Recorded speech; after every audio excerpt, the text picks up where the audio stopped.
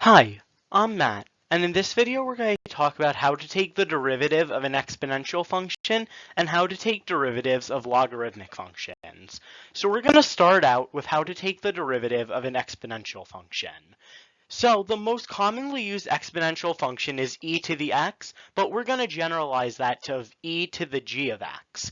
So this is essentially e raised to any power that's a function of x.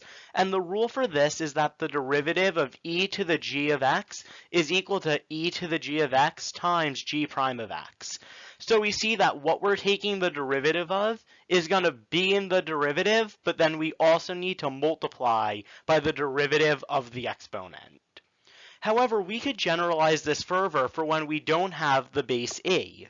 So if we have an arbitrary base a, the derivative of a to the g of x is going to be a to the g of x power times g prime of x times the natural logarithm of a. So we see that this definition is pretty much as the same above. We start off by replicating what we're taking the derivative of and then multiplying by the derivative of the exponent. But then we also have this piece here at the end where we need to put the natural logarithm of whatever base we have. So now let's try some examples. So here we're given that f of x is equal to e to the x squared minus 5x. So we're going to start out by writing our rule that says that d dx of e to the g of x is going to be equal to e to the g of x power times g prime of x. So next what we're going to want to do is identify what g of x is. Again, g of x is going to be the exponent. So I'm going to write that here as g of x is equal to x squared minus 5x. And now we're also going to need g prime of x, as that's the second piece of the derivative. So we're going to now differentiate g of x. This gives us g prime of x is going to be equal to 2x minus 5. This derivative was calculated by going term by term and using the power rule. So now that we have g prime of x, we could just plug into the formula. So we know that d dx of e to the x squared minus 5 is going to be e to the x squared minus 5x, our first piece, and then that's going to be multiplied by g prime of x, which is 2x minus 5. And this is going to be our final answer, so we're just now going to write it neatly up as f prime of x is going to be equal to e to the x squared minus 5x. Just going to put that in parentheses for clarity. And then times 2x minus 5. Now for our next example, we're going to take the derivative of 7 to the 8x power. So here we notice that our base is an e, so we're going to want to write the formula that includes the base that's not necessarily e, but is any arbitrary number a. And that rule is that the derivative, or d dx, of a to the g of x power is going to be equal to a to the g of x power times g prime of x, but then it's going to be multiplied by the natural logarithm of whatever our base is. So just as in the previous example, we're going to start by identifying g of x. G of x is again going to be our exponent, so g of x here is going to be 8x. And then, since the second piece of the derivative involves g prime of x, we're going to differentiate that to get g prime of x, and we're going to use the power rule here, which gives us that the derivative of 8x is 8. Now that we have g of x and g prime of x, we can plug into our formula. So d dx of 7 to the 8x power is going to be equal to 7 to the 8x times 8, but then we also need to include the natural logarithm, our base. Since 7 is the base of our exponential function, this will be natural log of 7. So now we just need to write up our final answer in the form f prime of x. So we get f prime of x is going to be equal to 8 times 7 to the 8x, natural log of 7. Okay, and now that we've done two examples, we're now going to move on to taking the derivative of logarithmic functions. So these rules are going to be somewhat similar to the previous, just with a different beginning. So the most general logarithmic function we're going to say is the natural logarithm of x, or more generally, the natural logarithm of a function g of x. and the derivative of the natural log of g of x is 1 divided by g of x times g prime of x. So what we're going to do to take the derivative of a logarithmic function, we're going to take what's ever inside the natural logarithm and put it in the denominator, and then we're going to multiply by the derivative of what was in the logarithm.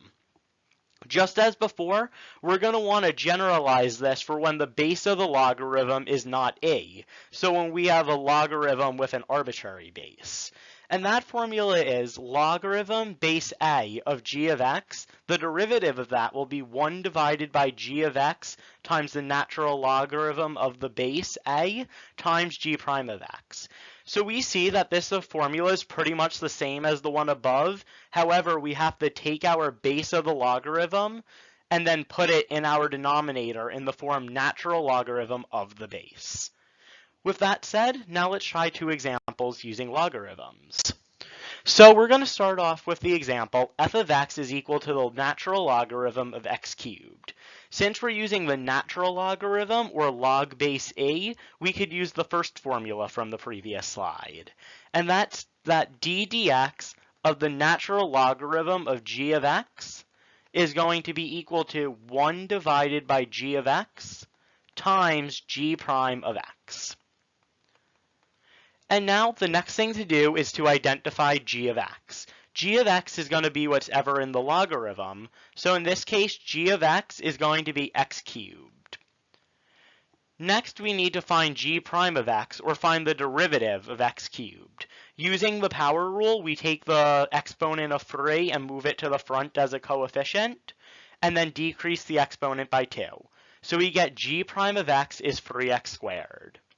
From here, we can now plug into our rule for logarithms. So d dx of the natural log of x cubed is going to be equal to 1 divided by x cubed times 3x squared. But we see that we can make a lot of simplifications here, because x squared divided by x cubed is just 1 divided by x. So this will just simplify to 3 over x.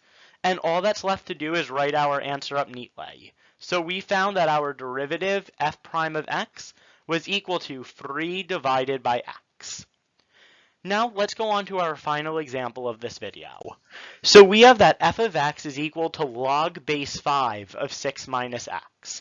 Since the base of our logarithm isn't e here, we're going to need our more general logarithm rule for an arbitrary base. And that rule is that d dx, or the derivative of log base a g of x, is going to be equal to 1 divided by g of x times the natural logarithm of a, and then that's all going to be multiplied by g prime of x. So just as was the case in the previous example, the first thing we're going to want to do is identify g of x. G of x is again what's inside the logarithm, so that's going to be 6 minus x. From here, we're going to then want to take the derivative. The derivative of 6 is 0 because 6 is a constant, and then we have a minus x. The derivative of that's going to be minus 1. Again, this was found using power rule. So now that we have g prime of x, we could plug into our formula. And doing so gives us that d dx of log base 5 of 6 minus x is going to be equal to 1 divided by 6 minus x, because that's g of x, and then we'll multiply by the natural logarithm of 5. And again, that's because that's the base of this logarithm. The last thing we need to multiply by is g prime of x, which is negative 1. So now just simplifying this and combining the two pieces, we get negative 1 divided by the natural log of 5 times 6 minus x. And that will be our final answer. We just need to write it up neatly. And that is that our derivative, or f prime of x, is going to be equal to negative 1 divided by the natural logarithm of 5 times 6 minus x. Now that we've done 4 examples together, here are 4 practice questions for you to try on your own. The first 2 questions involve exponential functions, and the last 2 problems involve logarithmic functions. That being said, the answer to these questions will appear in 5 seconds.